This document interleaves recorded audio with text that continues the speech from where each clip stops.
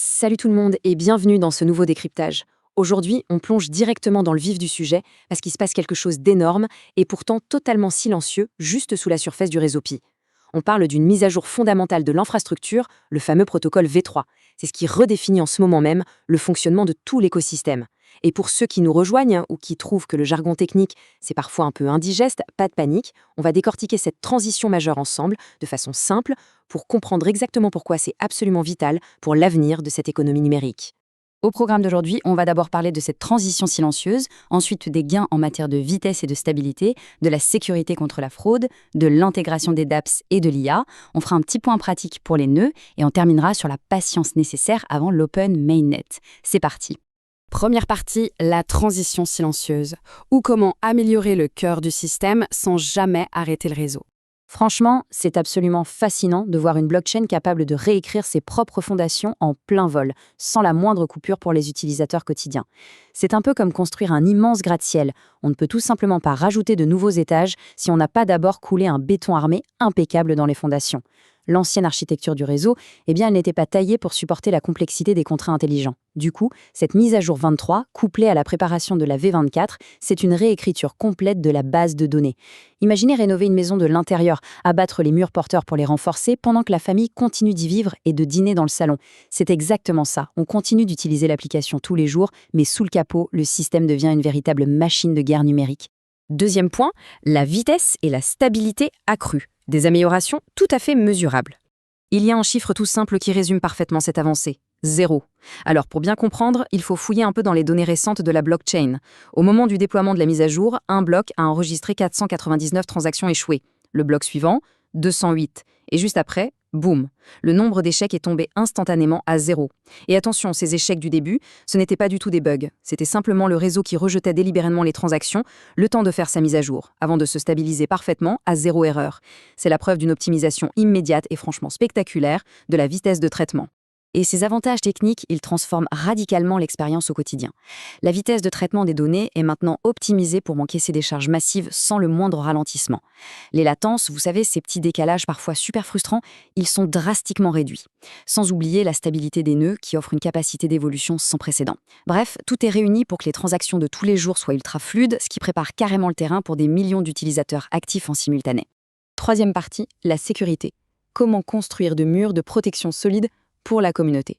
Évidemment, plus l'écosystème gagne en puissance et attire l'attention mondiale, plus il devient inévitablement une cible.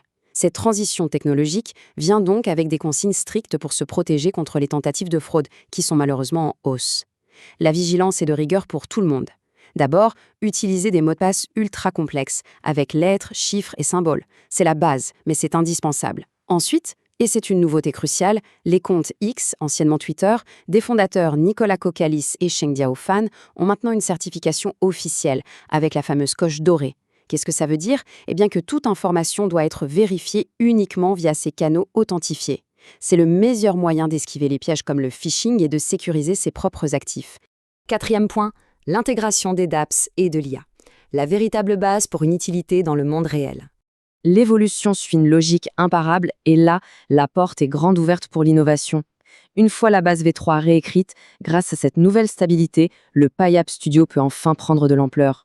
Les développeurs ont maintenant accès à des technologies de pointe comme le code cloud et l'intelligence artificielle. Ça leur permet de transformer leurs idées en applications beaucoup plus rapidement. Le but ultime de tout ça, c'est d'atteindre une utilité concrète où la monnaie numérique circule de façon fluide pour des biens et des services bien réels. Et la demande pour ces applications décentralisées, elle est déjà là et elle est massive. Pour vous donner une idée, 2 millions de Pi ont été mis en jeu sur la plateforme Seagames en l'espace de seulement 4 jours après son lancement en bêta. C'est énorme.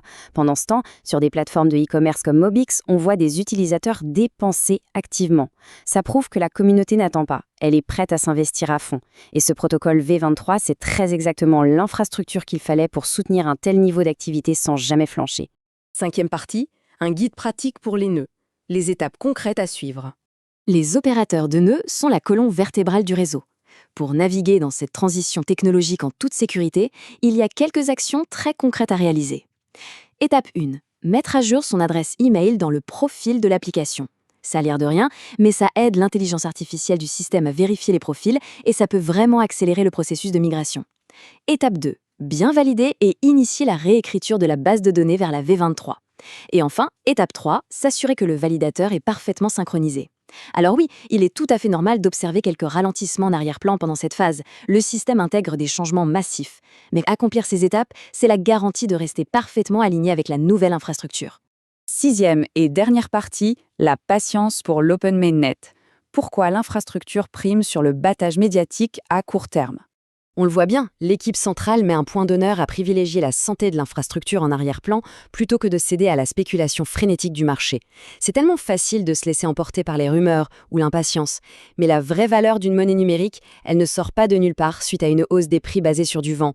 Elle vient de son utilité réelle, de sa sécurité et de sa stabilité. Alors la patience est vraiment indispensable pendant cette phase de développement.